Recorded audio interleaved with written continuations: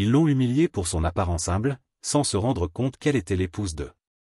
Charlotte se distingue dans l'atelier par son charme et son élégance, attirant l'attention de tous. Sa table est plus ornée que les autres, servant de scène improvisée pour ses interactions. Chaque matin, Charlotte arrive à l'atelier avec une grâce naturelle qui semble presque irréelle. Ses cheveux noirs brillent à la lumière du jour, soigneusement coiffés dans un chignon élégant, et son parfum délicat embaume subtilement l'air autour d'elle. Ses collègues ne peuvent s'empêcher de détourner le regard vers elle, fascinés par son allure sophistiquée. Sa table, située près de la fenêtre, est un véritable spectacle pour les yeux.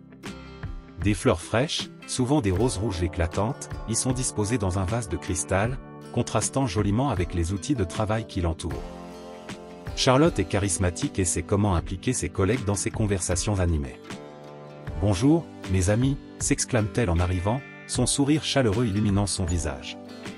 Elle salue chacun avec une attention particulière, une touche sur l'épaule, un compliment bien placé. Cette attention personnelle lui permet de maintenir une posture de confiance et de contrôle sur l'atmosphère de l'atelier. Les rires fusent souvent autour de sa table, où les discussions passent du travail à des sujets plus légers, créant une ambiance conviviale et détendue. Cependant, cette aura de perfection ne fait pas l'unanimité. Derrière les sourires se cachent des ressentiments. Les autres femmes de l'atelier, bien qu'elles apprécient la compagnie de Charlotte, ressentent une certaine jalousie face à l'attention qu'elle reçoit constamment. Marie, une collègue de longue date, observe souvent Charlotte avec un mélange d'admiration et d'envie. « Pourquoi doit-elle toujours être le centre de l'attention » murmure-t-elle parfois à Sophie, une autre collègue. Sophie acquiesce, mais garde ses pensées pour elle-même, consciente que critiquer ouvertement Charlotte pourrait lui valoir des ennuis. Cette tension sous-jacente s'intensifie lors des moments de pause. Assises à leur table, Marie et Sophie échangent des regards lourds de sens lorsque Charlotte raconte une nouvelle anecdote avec animation. « Vous ne croirez jamais ce qui m'est arrivé ce week-end. » Commence Charlotte, captivant immédiatement l'attention de ses auditeurs. Ces histoires, toujours pleines de détails et de vivacité, laissent peu de place à la conversation des autres.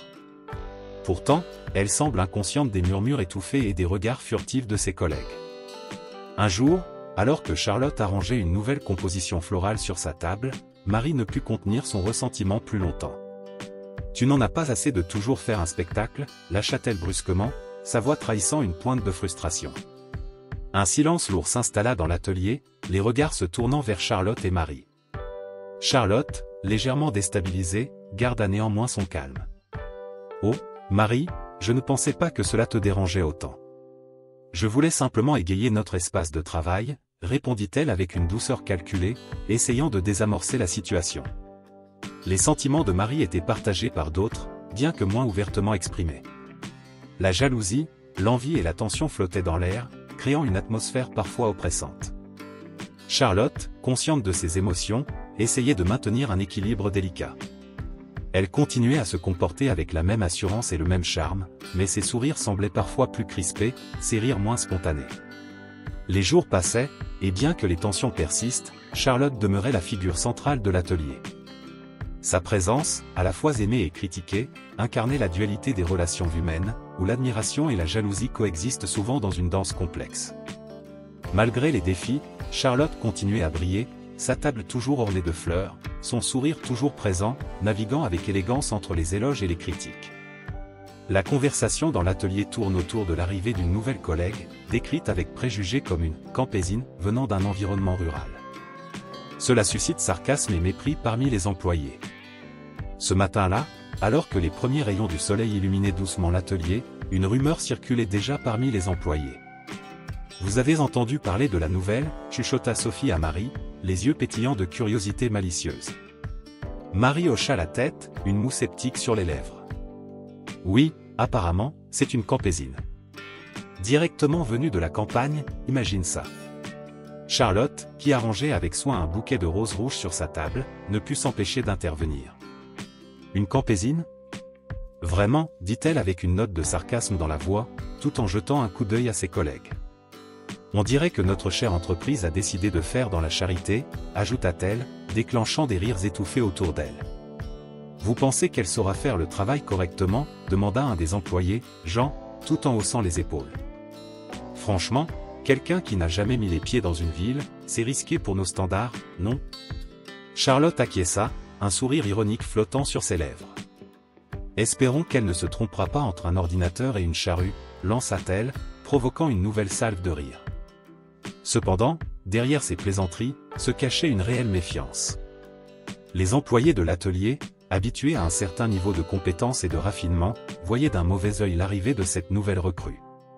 Et si elle n'était pas à la hauteur, pensa Sophie, exprimant à haute voix ce que plusieurs redoutaient. On a travaillé dur pour maintenir nos standards ici. Oui, et maintenant on doit tout risquer parce qu'ils ont décidé de recruter n'importe qui, renchérit Marie, ses yeux lançant des éclairs de désapprobation. Charlotte, toujours attentive, posa un regard pensif sur ses collègues.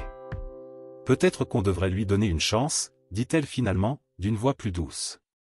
Mais soyons honnêtes, si elle compromet notre travail, ça ne passera pas.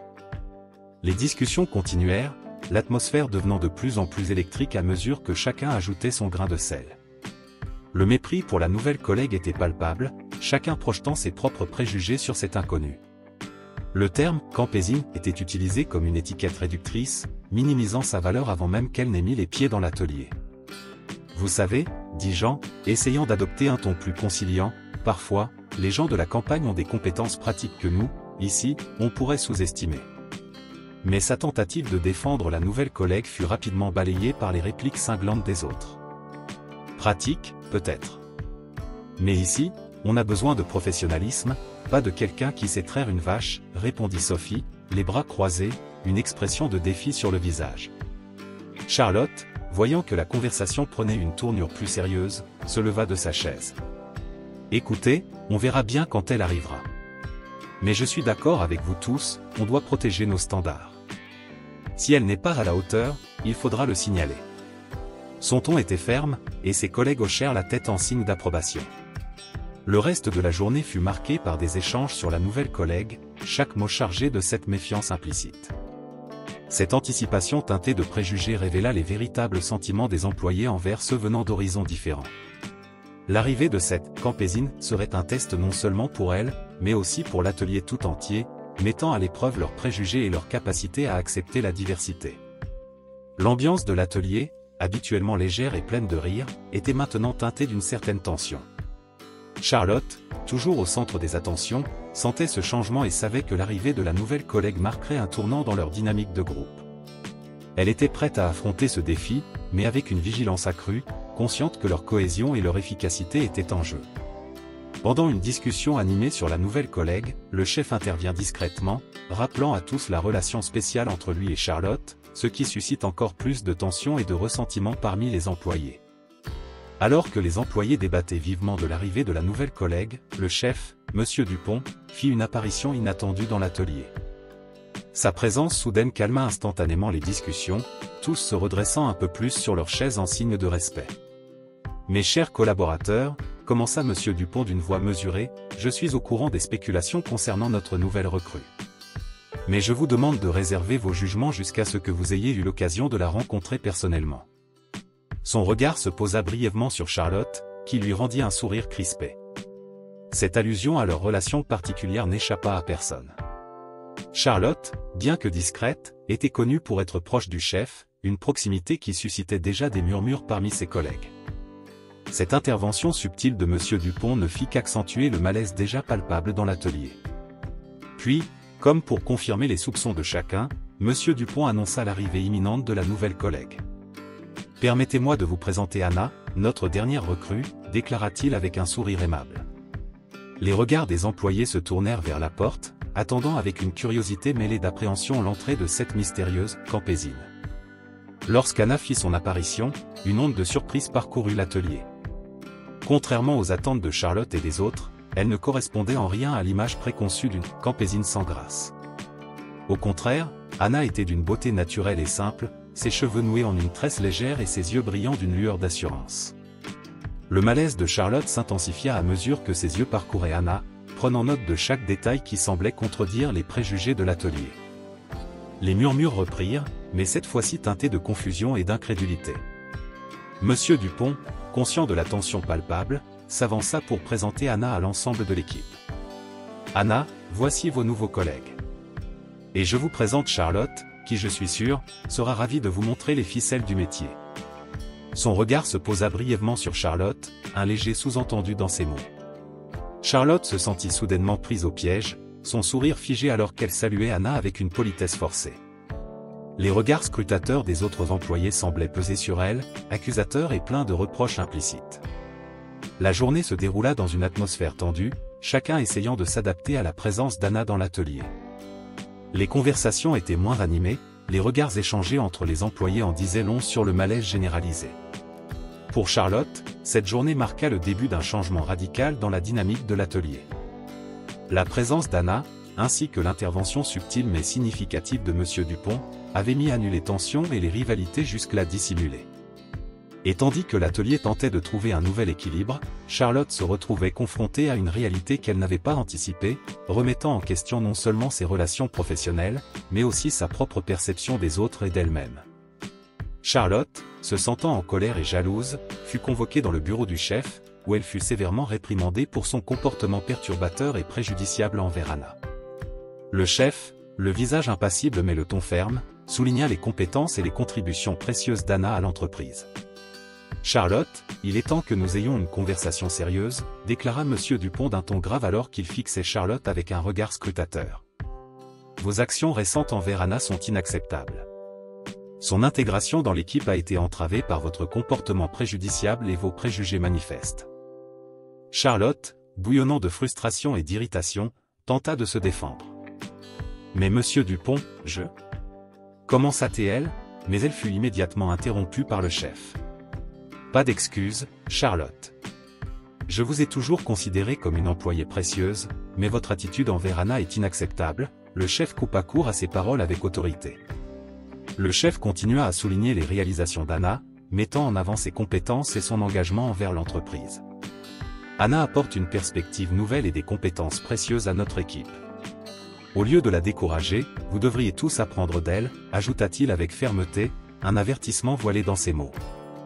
De retour à l'atelier, Charlotte, bouillonnant de ressentiment et d'envie, chercha à discréditer Anna à tout prix. Elle sema des graines de doute parmi ses collègues, distillant des rumeurs sournoises et des provocations voilées dans ses conversations. Anna peut sembler compétente, mais je suis sûr qu'il y a quelque chose de louche là-dessous, chuchotait Charlotte à Marie, un sourire narquois étirant ses lèvres.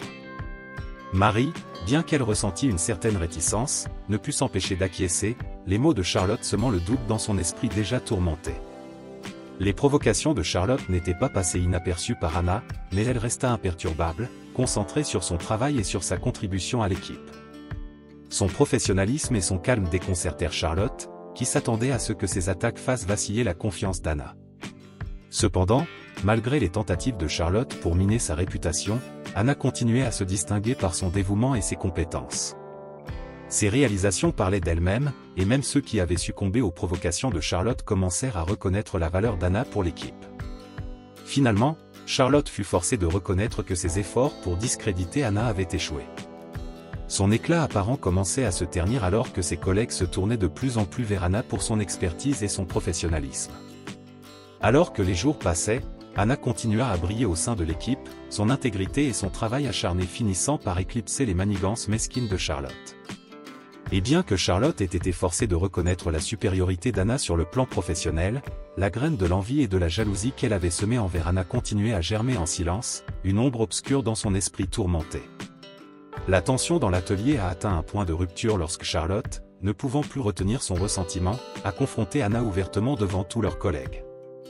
Le silence pesant qui a suivi, ponctué par le regard scrutateur de Charlotte et l'expression fatiguée d'Anna, pesait comme une chape de plomb sur une atmosphère déjà tendue. Les visages des autres employés reflétaient une variété d'émotions, certains semblaient mal à l'aise, d'autres curieux, et d'autres encore exprimaient ouvertement leur sympathie envers Anna, dont la posture droite et la dignité silencieuse contrastaient fortement avec la colère visible de Charlotte. Charlotte, habituellement maîtresse de ses émotions, semblait à bout de patience. Ses yeux lançaient des éclairs alors qu'elle fixait Anna, comme si elle cherchait à percer à jour les défauts cachés de sa collègue.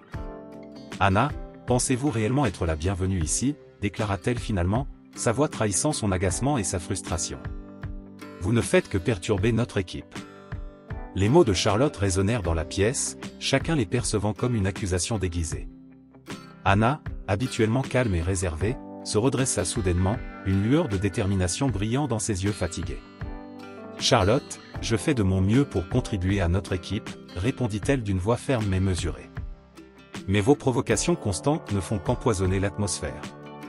Je vous demande simplement de me laisser tranquille.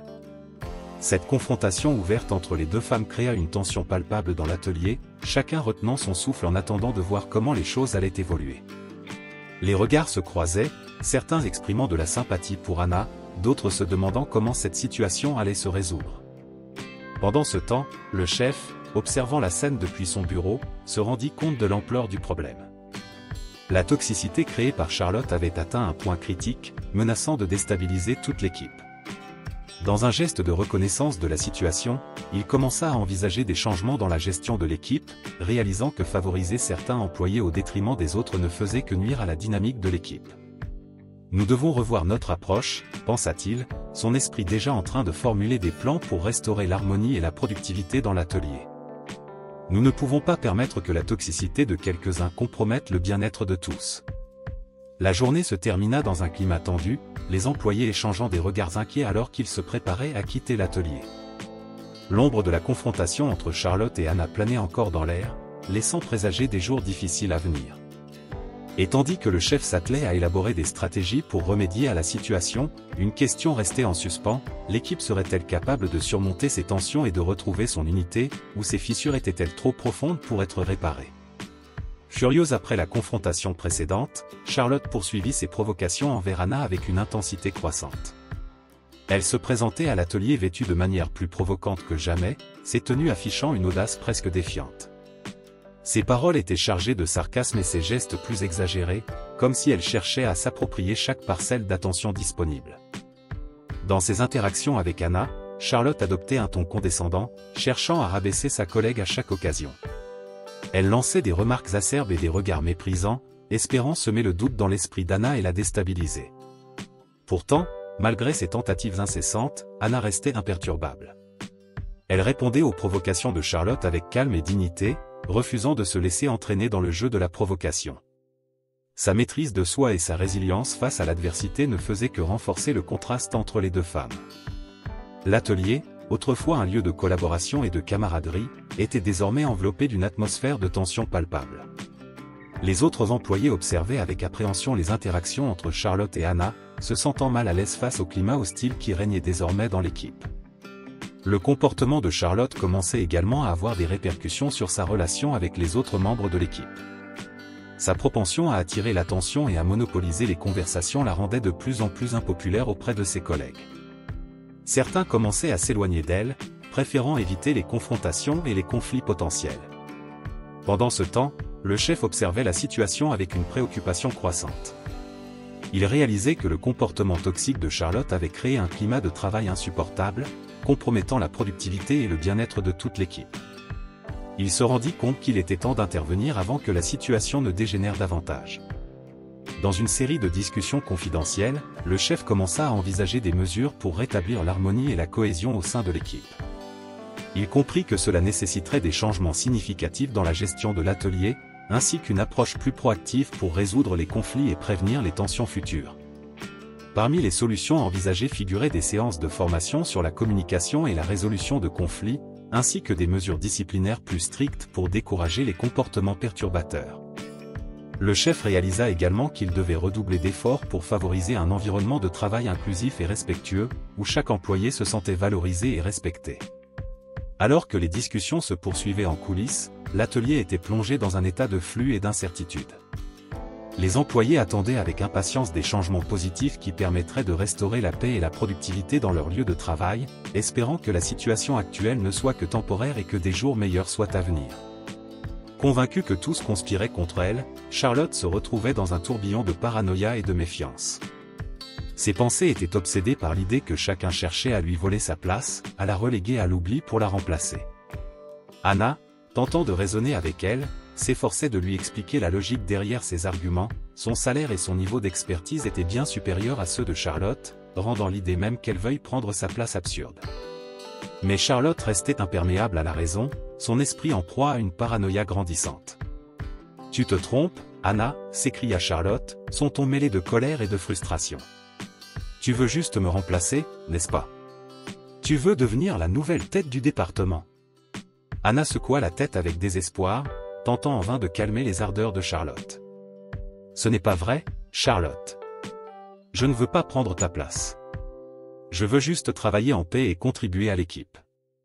Mais Charlotte, perdant toute maîtrise de ses émotions, se tourna vers le chef avec un regard brûlant d'intensité.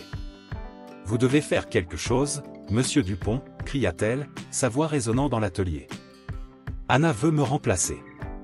Elle veut prendre votre place. » Le chef, surpris par l'explosion soudaine de Charlotte, sentit une lueur de colère s'allumer en lui.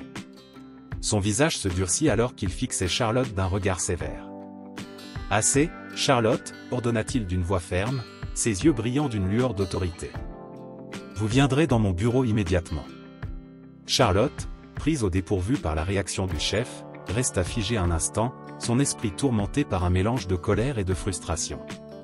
Puis, sans un mot de plus, elle se leva brusquement de sa chaise et quitta précipitamment l'atelier, suivant le chef dans son bureau avec une détermination farouche. Pendant ce temps, Anna, submergée par la tension et l'émotion de la situation, sentit les larmes lui monter aux yeux. Elle se leva de sa chaise d'un geste brusque, balbutiant des excuses incohérentes avant de s'enfuir en courant de l'atelier, laissant derrière elle une atmosphère chargée d'une tension palpable. L'atelier était plongé dans un silence lourd, chacun se demandant ce qui allait se passer ensuite. La confrontation entre Charlotte et le chef avait laissé des traces profondes, exacerbant les tensions déjà présentes au sein de l'équipe et créant un fossé encore plus grand entre les collègues. Et tandis que l'atelier tentait de reprendre un semblant de normalité, l'ombre de cette confrontation restait suspendue dans l'air, laissant présager des jours encore plus tumultueux à venir. Le chef, le visage sombre et les yeux brûlants d'une colère contenue, saisit fermement le bras de Charlotte et la conduisit à pas pressés vers son bureau. À mesure qu'ils avançaient dans le couloir, le silence pesait lourdement entre eux, seulement interrompu par le son de leurs pas résonnant sur le sol. Une fois dans le bureau, le chef referma la porte derrière eux d'un geste sec, puis se tourna vers Charlotte, son regard perçant la transperçant comme un couteau. « Charlotte, asseyez-vous » ordonna-t-il d'une voix calme mais ferme, désignant une chaise en face de son bureau. Charlotte s'assit, sentant le poids de l'autorité du chef peser sur ses épaules. Elle savait qu'elle était en difficulté, mais la gravité de la situation ne fit que s'imprimer plus profondément dans son esprit lorsque le chef commença à parler. « Charlotte, vos actions aujourd'hui ont été inacceptables, déclara-t-il, sa voix résonnant dans la pièce comme un coup de tonnerre. Votre comportement disruptif et vos accusations infondées ont créé un chaos inutile dans notre entreprise. » Les paroles du chef pénétrèrent l'âme de Charlotte, résonnant dans son esprit comme un verdict implacable. Elle sentit une boule de culpabilité et de désespoir se former dans sa gorge, l'empêchant de trouver les mots pour se défendre. « Mais monsieur Dupont, vous ne comprenez pas » balbutia-t-elle, ses mots se perdant dans le silence oppressant de la pièce. Le chef la fixa avec un regard impassible, ses yeux semblant lire chaque pensée qui traversait l'esprit tourmenté de Charlotte. « Je comprends parfaitement, Charlotte, répondit-il d'une voix calme mais autoritaire. Vous avez franchi une ligne que vous n'auriez jamais dû franchir. » Charlotte baissa les yeux, sentant le poids accablant de ses propres erreurs peser sur ses épaules.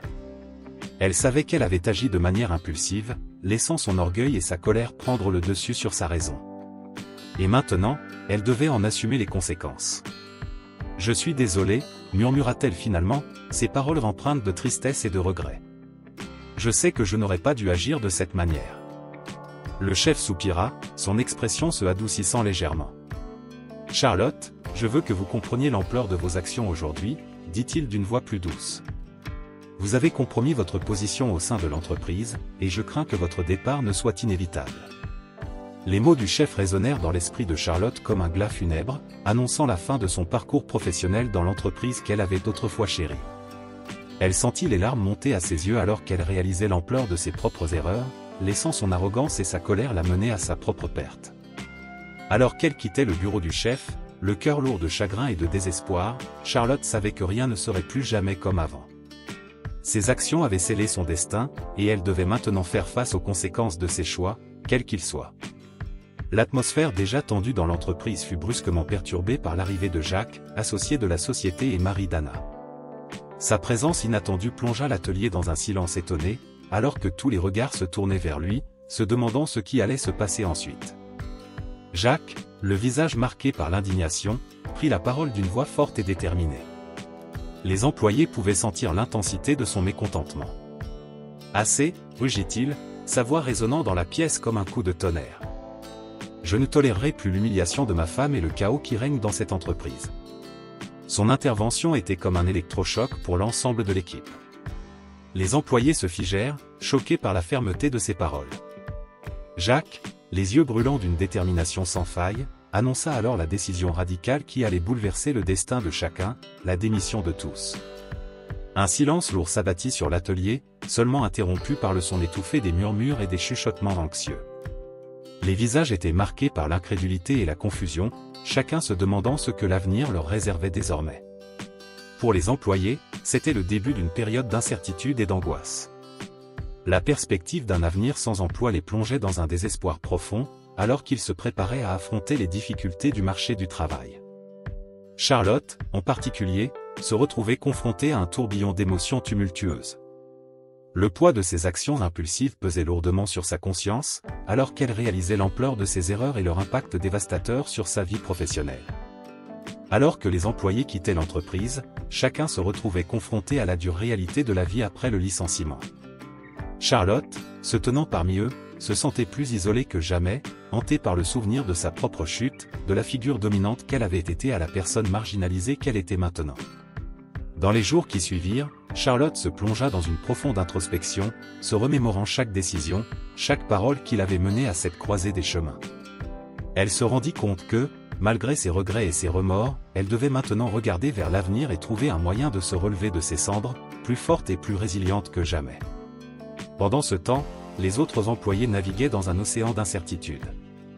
La perspective d'un avenir inconnu les remplissait d'anxiété, mais ils s'accrochaient à l'espoir que de nouvelles opportunités se présenteraient à eux, une fois le choc initial dissipé. La démission collective annoncée par Jacques avait transformé l'atmosphère de tension en un sentiment de désespoir généralisé. Les employés se sentaient démunis, livrés à eux-mêmes dans un monde incertain. Et tandis qu'ils se préparaient à affronter les défis à venir, chacun se demandait ce que l'avenir leur réservait et comment ils allaient surmonter les épreuves à venir. Charlotte, assombrée par le poids de ses erreurs passées, ressentit une lueur d'espoir surgir au fond de son cœur lorsque son téléphone sonna, affichant le numéro de son ancien chef. Avec un mélange d'appréhension et d'anticipation, elle décrocha, écoutant attentivement les paroles de son interlocuteur. L'annonce de son ancien chef, lui indiquant que certains employés avaient été réintégrés dans l'entreprise, la laissa sans voix. Une lueur d'espoir éclaira son esprit alors qu'elle envisageait la possibilité d'un nouveau départ, d'une chance de redéfinir sa place dans l'entreprise qu'elle avait autrefois appelée chez elle. De retour dans les locaux de l'entreprise, Charlotte se sentit submergée par un mélange d'émotions alors qu'elle retrouvait ses collègues et reprenait ses activités professionnelles. Pourtant, il y avait un changement palpable dans l'air, une tension latente qui planait au-dessus de l'atelier alors que tous se familiarisaient avec la nouvelle dynamique qui régnait désormais. Charlotte regarda autour d'elle, observant avec une curiosité mêlée d'appréhension le visage familier de ses collègues. Mais c'était la présence d'Anna, autrefois sous-estimée, qui attira son attention. Elle était désormais au centre de l'attention, ses paroles empreintes d'autorité et de confiance alors qu'elle assumait son rôle de leader avec une aisance déconcertante. La transition de Anna vers une position de pouvoir laissa Charlotte dans un état de choc et d'inquiétude. Elle se sentit submergée par un sentiment d'insécurité alors qu'elle réalisait que les choses ne seraient plus jamais comme avant. Son ancienne position de dominance était désormais occupée par quelqu'un d'autre, la reléguant au statut de simple membre de l'équipe. Malgré ses efforts pour retrouver sa place dans l'entreprise, Charlotte se retrouva confrontée à un sentiment de vulnérabilité et d'incertitude. Elle se demandait si elle serait jamais en mesure de retrouver la confiance et le respect de ses collègues, ou si ses actions passées continueraient à la hanter et à la marginaliser au sein de l'équipe. Pourtant, au milieu de ses doutes et de ses peurs, il y avait aussi une lueur d'espoir. Charlotte savait qu'elle avait une chance de redéfinir sa place dans l'entreprise, de se réinventer et de se reconstruire à partir des ruines de son passé. Et alors qu'elle se préparait à affronter les défis à venir, elle savait qu'elle n'était pas seule. Avec le soutien de ses collègues et sa détermination inébranlable, elle était prête à affronter l'avenir, quel qu'il soit. Sous la direction compétente d'Anna, l'entreprise commença à se redresser. Les conditions de travail s'améliorèrent, les salaires furent revus à la hausse et une atmosphère de confiance et de collaboration s'installa progressivement au sein de l'équipe. Anna semblait incarner l'essence du leadership, prenant des décisions éclairées et inspirantes qui portaient leurs fruits, faisant naître un renouveau tant attendu au sein de l'entreprise. Pourtant, pour Charlotte, cette période de progrès était teintée d'une amertume persistante.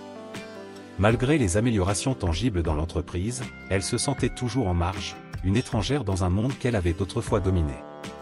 Son passé tumultueux la poursuivait comme une ombre, et chaque jour était une bataille pour maintenir sa place dans l'équipe. La rumeur de son éventuel licenciement planait comme une épée de Damoclès au-dessus de sa tête, alimentant ses pires craintes et amplifiant ses sentiments d'insécurité. Ses collègues, conscients de ses erreurs passées, spéculaient ouvertement sur son sort, discutant de son avenir au sein de l'entreprise avec une candeur troublante. Charlotte se retrouva bientôt au centre de ragots et de commérages, ses oreilles captant involontairement les murmures désobligeants qui circulaient dans l'entreprise. Elle se sentit humiliée, exposée aux jugements et aux critiques de ses pairs, incapable de se défendre contre les accusations implicites qui pesaient sur elle. Pourtant, ce qui la blessait le plus, c'était la réalisation que sa présence dans l'entreprise était désormais conditionnée à sa relation avec son ancien chef. Elle avait perdu toute confiance en ses propres compétences et en sa capacité à mériter sa place au sein de l'équipe. Elle se sentait déchirée entre le désir de prouver sa valeur et la crainte constante d'être rejetée une fois de plus. Alors que les jours passaient, Charlotte se retrouvait de plus en plus isolée, ses interactions avec ses collègues devenant de plus en plus superficielles. Elle se sentait comme une étrangère dans son propre lieu de travail, une sensation de solitude et d'aliénation s'installant dans les profondeurs de son être. Pourtant, malgré tout, il y avait encore une lueur d'espoir qui brûlait en elle. Charlotte savait qu'elle devait se battre pour sa place dans l'entreprise, qu'elle devait surmonter ses doutes et ses peurs pour se réinventer et se reconstruire. Elle était déterminée à prouver à ses collègues, et surtout à elle-même, qu'elle méritait sa place au sein de l'équipe, même si cela signifiait affronter ses pires démons et défier les attentes qui pesaient sur elle. Quand Anna approcha Charlotte avec les nouvelles désolantes de la réduction imminente du département, Charlotte sentit son cœur se serrer d'appréhension. Les mots d'Anna résonnèrent dans l'air chargé de tension, faisant écho à ses pires craintes. Elle comprenait enfin la magnitude de ses actions passées et les conséquences désastreuses qu'elles avaient entraînées. Alors qu'elle écoutait Anna expliquer les détails de la réorganisation imminente, Charlotte se sentit submergée par un mélange d'émotions. La réalité de devoir reconstruire sa vie professionnelle à partir de zéro la frappa comme un coup de massue. Elle se rendit compte qu'elle avait été aveuglée par son propre orgueil et son arrogance, et que maintenant elle devait faire face aux répercussions de ses actes. Cependant, ce qui la surprit le plus, ce fut la proposition inattendue d'Anna. Au lieu de lui signifier son licenciement, Anna lui offrit une chance de rédemption, une nouvelle position avec une formation supplémentaire. L'offre était à la fois une bouée de sauvetage et un coup de réalité brutale pour Charlotte. Anna expliqua calmement que cette expérience était une leçon pour Charlotte, une opportunité de comprendre sa place dans le monde et de changer sa perspective sur son emploi et les opportunités de travail qui s'offraient à elle. Charlotte resta sans voix, abasourdie par la générosité et la sagesse inattendue de son ancienne rivale. Alors que Charlotte réfléchissait à l'offre d'Anna, elle se rendit compte qu'elle avait une chance de réécrire son histoire professionnelle. Elle comprit que cette opportunité était une seconde chance, une opportunité de faire les choses différemment, de se réinventer et de se reconstruire à partir des cendres de son passé. Ainsi, Charlotte accepta l'offre avec gratitude et détermination, déterminée à saisir cette chance de changer sa vie pour le mieux. Elle savait que le chemin serait difficile et semé d'embûches, mais elle était prête à affronter les défis avec courage et résilience. Dans les jours qui suivirent, Charlotte s'immergea dans sa nouvelle position avec un zèle renouvelé. Elle absorbait chaque nouvelle connaissance avec avidité, déterminée à se perfectionner et à prouver sa valeur à ses collègues et à elle-même. Et alors qu'elle se plongeait dans son travail avec une nouvelle énergie, elle gardait toujours à l'esprit les leçons précieuses qu'elle avait apprises, se jurant de ne jamais oublier la valeur de son emploi et les opportunités qui se présentaient à elle.